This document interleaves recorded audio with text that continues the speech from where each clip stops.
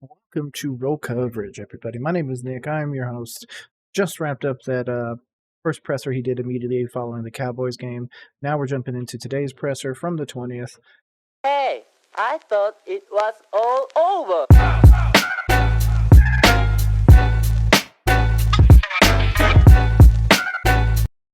Okay, here comes the presser.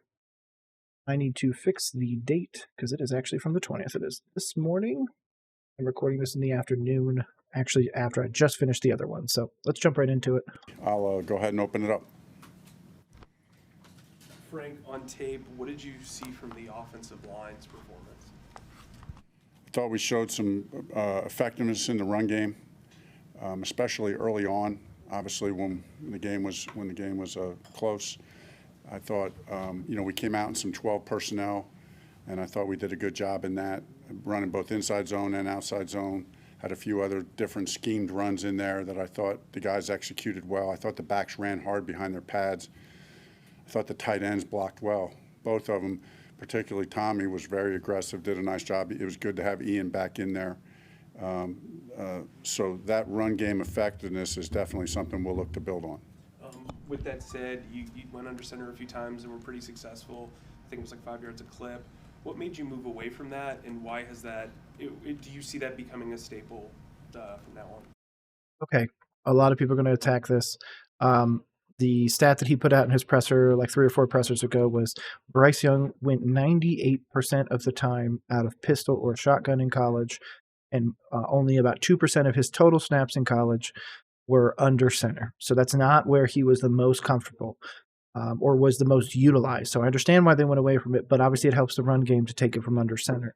This is why, again, I think the big tinfoil conspiracy theory that everyone says, I do think that Stroud was his pick and that he was overruled and Bryce was kind of laid in his lap.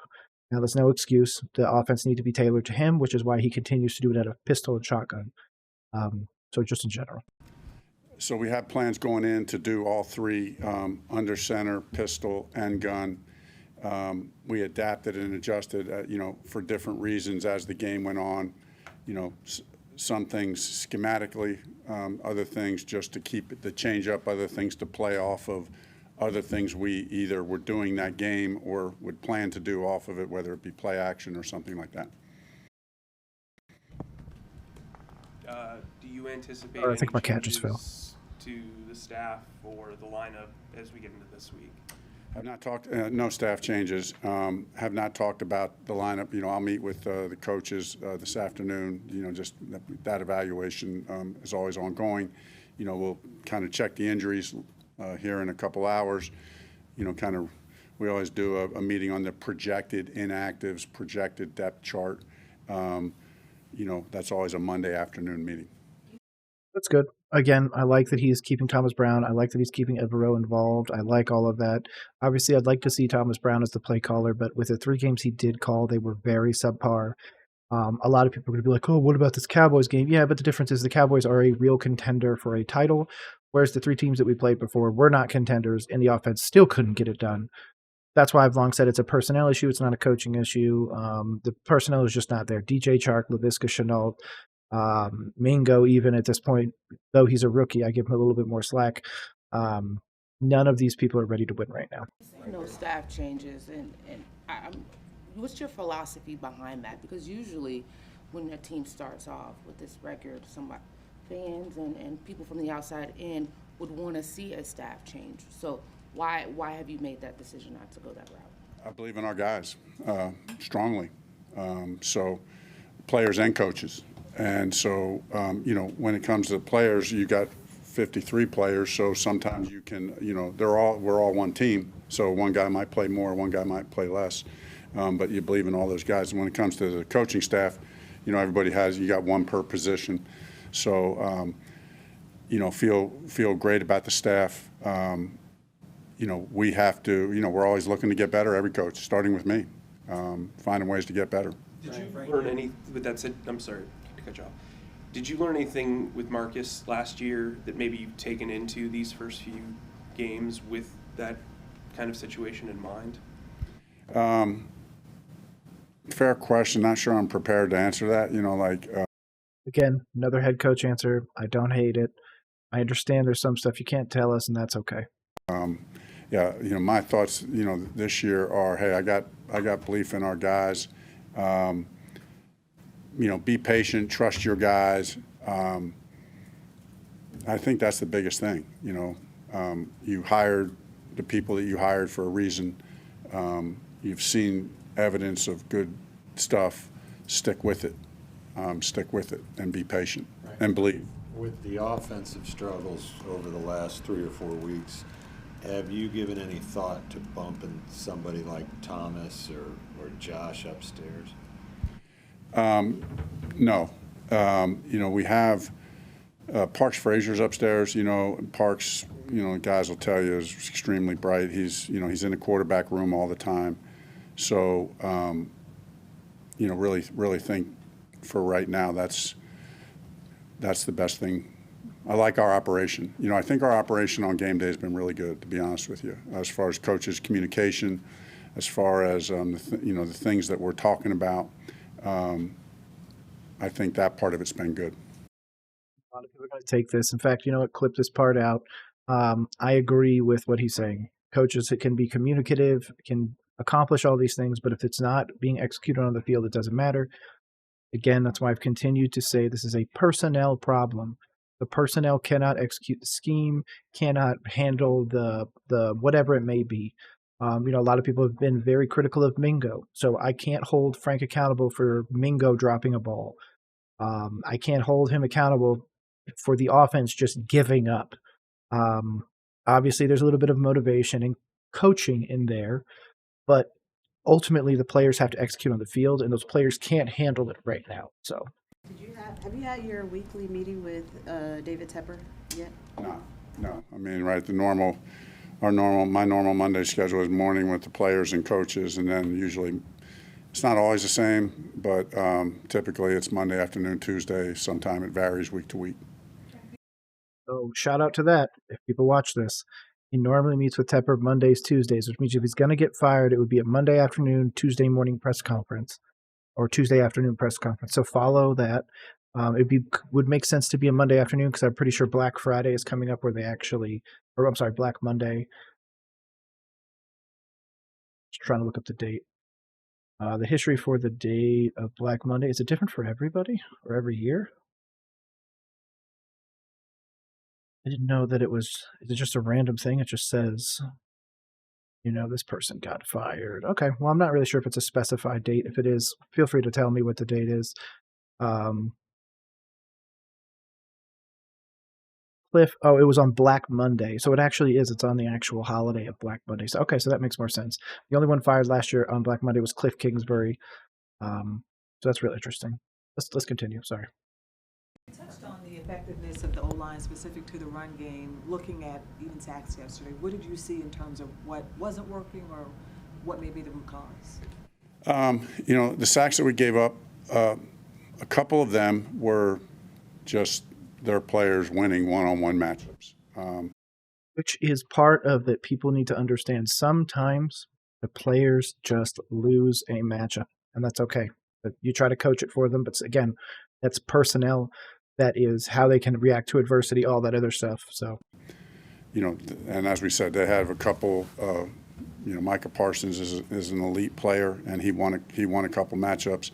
There were a couple times where we had something, double team scheduled on one, and we didn't kind of get that executed quite right.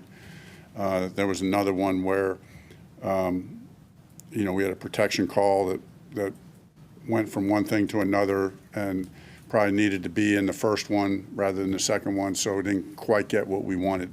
And then at the end of the day, as a play caller, you always want to try to protect the guys too. Like late in the game, we got a bunch of sacks late in the game. I hate getting sacks anytime, but I hate getting sacks late in the game that is not that's not close, because it reflects very poorly, on the offensive line. And see, that's again, it's personnel. It's personnel. It's personnel. If you are a fan of me, you can all say it together. It's personnel. So as a play caller, when you get late in a game like that, you want to be smart about it. And we had the one series where we had 3 sacks in a row, where there was 12 minutes to go in the game. It was 30-10, and there was still just enough time in the game where I felt like I had to be aggressive and call passes down the field to see what we could get. It was unfortunate. We got 3 consecutive sacks on those 3 plays. Yes, which again, the offensive personnel failed. Again, I like this. Look at the body language difference. Post game, he was super down because he knows everyone's just going to try and roast him.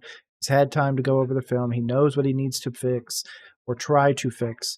And again, you're even seeing him grinning a little bit. Watch the body language. It's telling you a lot. Now, again, we could also receive the thing that he's been fired, and I'm feverishly checking Twitter as I record these videos to make sure it hasn't happened. But again, this is just showing you that he's got fire in there. He's got all that other stuff, but he's got to be the head coach. He's got to be the adult in the room. He's got to give the right answers. But we need to, as a group, players and coaches, do better in that regard. Any consideration for giving Bryce a week to sit back and watch, let Dalton play, just for a pause to kind of catch his breath and figure out what's going on here? I'm sorry. Fuck no. Yeah, no consideration to that. Looking back on this tape, he did a lot of good things. It's important for him and for us. He's our leader. He's our leader on offense, and he's gonna help us get to where we want to go. And the Tepper If your goal was to play Andy Dalton, you shouldn't have drafted Bryce Young. thing, the reports out there that you're on the hot seat right now, that can become a distraction to a locker room, to you doing your job. Where do you stand on that? Is that becoming a distraction? No, I just focused on getting ready for Tennessee. Focused on today, getting into that film, learn from it, learn how we can coach it better, play it better, then quickly get your eyes and ears and everything out towards your next opponent. We talk about in there all the time. This is a week-to-week league, and we all know what we sign up for when we get in this business. So I'm comfortable with that. Just keep working, put your head down, and focus on your work. So I don't think that's not a distraction.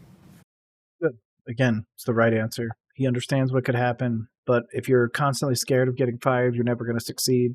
The reason why the windshield is bigger than the rear view mirror is because there's more stuff ahead of us than behind us. So that's the right answer, man. Right. During the week, it seems like it is a mellow environment in the locker room. Everybody's getting along.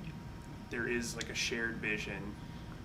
But do you think at some point it becomes like it's too comfortable? You talk about the healthy, kind of tension. Do you think there needs to be more tension at 1-9? I don't.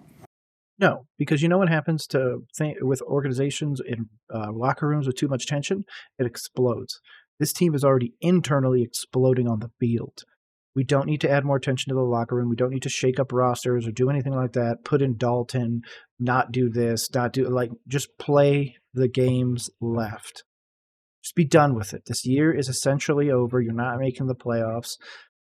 So it's just something that we just got to finish the games, try and see some positive out of this, get Bryce Young out of this year when he's not hurt, but still playing every game, and just get to the offseason. That's where you're going to retool. That's when you can improve this team. You could not improve this team measurably better post trade deadline. I'm sorry. I think, I think coaches and players, there's a lot of honest talk when we turn on the film, and there's a lot of hard coaching, and there's a lot of player to player, and honestly, we start watching a tape, and before we can hold a player accountable, they're holding themselves accountable. I'll show a tape and I'm getting ready to make some corrections, and before I can even say them, the guys are standing up and call, that's on me, coach. And he's telling the whole room, that's on me. I got to do better there. As coaches, I got to do a better job of putting you guys in position on this play right here. We got to coach that better. And that's okay. Every coach will lose some plays, win some plays. This tells me that he hasn't lost the locker room, or at least comes off to me as that he hasn't lost the locker room. If they're still holding each other accountable, they're wanting to be better. This team is wanting to unite. They're trying to unite for Bryce Young, for his future. So again, this is all making me happy so far. That little aspect of that play, that could have been coached better. That's pretty dynamic. and in a good way, because the guys want to win. The guys are high character guys, willing to take accountability. So I think we have the right amount of healthy tension. Frank, last week you discussed a rotation at left guard, but snap counts show that you played played the starting lineup the entire game. Yeah. What was your reasoning, and was there any consideration to switch up personnel? Excuse me. Yeah, in game, I always talk with Campy beforehand. Hey, here's a general plan, and we had talked about a possible rotation. There was at one point we were going to make a rotation, and then it got later in the game and in the fourth quarter, and so in game like that, I just kind of leave it up to the position coaches. We talk beforehand, spell it out clearly what we're looking for, and then because they're with the guys on the side, they kind of know. And a lot of times, like for example, one of the guys will come up and say, "Hey, I'm going to make this switch," and I'll give them the thumbs up. So that's always kind of a week-to-week thing. Is Chandler going to still be the starter there? We haven't talked about that yet. From the outside looking in, we don't know all the blocking protections. I know critics are going to weigh in on what they see with their eyes. From an interior standpoint, where are you at with those three players? Listen, I love our group. And we're just going to continue. I think and I love Campy and Cougs as the coaches. I think that group is. Like I said, we made some good progress in the run game. We just need to translate that to pass protection and find a way to be better pass protectors. So those interior guys did a great job in the run game. Now we just got to get things a little tightened up in the pass game. While the game was still competitive, there were quite a few penalties that plagued the team. When you're looking at tape, what did you see there? Yeah, I mean, there was a couple bad sequences. There was a lot of bad sequences, and the offensive line was the problem, and will continue to be the problem moving forwards. And again, it's not something that can be solved in season. So, and as you said, we're looking at that tape. I know I mentioned this last night, but looking at it again today, it hurt just as bad today. Where there's one point you turn the film on, and there's 34 seconds to go in the third quarter. So we're almost in the fourth quarter. The score's 17-10, and they got the ball, and it's 3rd and 5. So we make a stop right there, and they're punting to us, and we got the ball, going to try to tie the game. And, so the point of that, answering your question, is we had all those penalties earlier on, more than we normally have, and we're still at a 7-point game at the end of the third quarter, with an opportunity to be getting the ball and going and scoring to win, to win the game. But we couldn't get off the field at that one point. Defense has been playing great the whole year. We did need a stop right there. Weren't able to get it.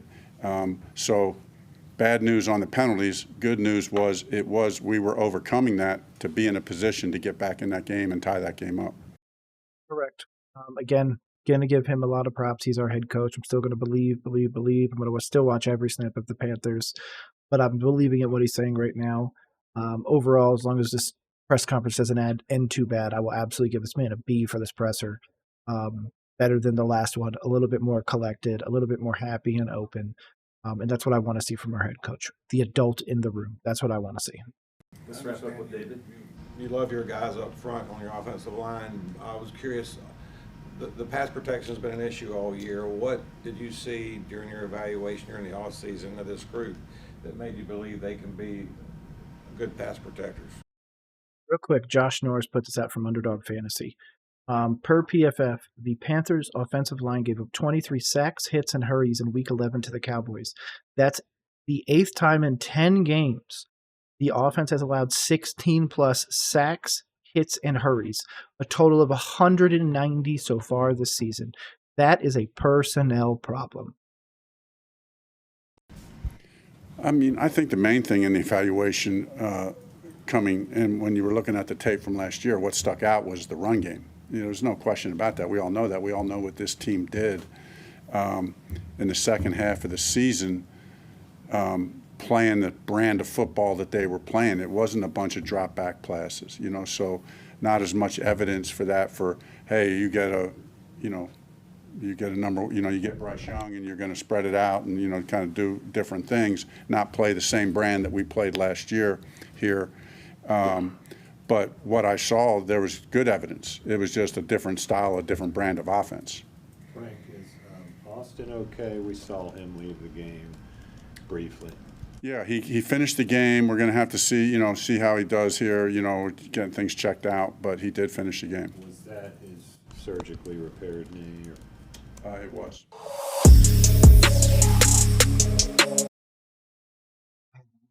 Shout out to Panthers Twitter. Shout out to Panthers YouTube. Overall, again, I'm giving this man a B. This last part of this press conference was same thing. Head coach answers. I understand all that. The one thing that I really want to touch on is the thing that a lot of people are going to overlook. And if you aren't really active on Panthers Twitter, you're not really going to understand. But a bunch of people, I'm not going to put anybody on blast because I've only seen a few examples. Panthers quote-unquote fans were going after Bradley Bozeman's wife, tweeting at her, calling her husband a bum and all this other stuff. And I do not support that at all. If you are a somebody that will attack an athlete's family or do anything like that, you are a disgusting, despicable, scummy human being. Like you're worse than Pond Scum, to reference a great movie. It's just real bad. If this is what Panthers Twitter is, and this is what the fan base has become, I completely understand why free agents don't want to come here. I completely understand why coaches don't want to come here. I completely understand the situation we're in because that is a direct reflection on the fan base and is a direct reflection of what we're seeing on the field. Until this fan base is ready to get serious, get behind their head coach, understand the flaws, and understand how to fix them rather than just being armchair GMs, I don't think that our situation gets better. The owner has shown that he is here just for money, shown by the fact that pricing for parking for the last game was rumored to be up to $100 in some cases.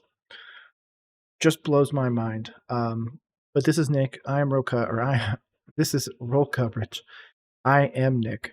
I'm going to get out of here. I'm going to go see what's going on, see if there's any other pressers I can break down. But overall, again, B rated. I'm very excited to see what we're going to do in the future. But until Scott Fitterer is gone, I have no faith in the talent evaluation of this team. So hopefully your day is better than mine.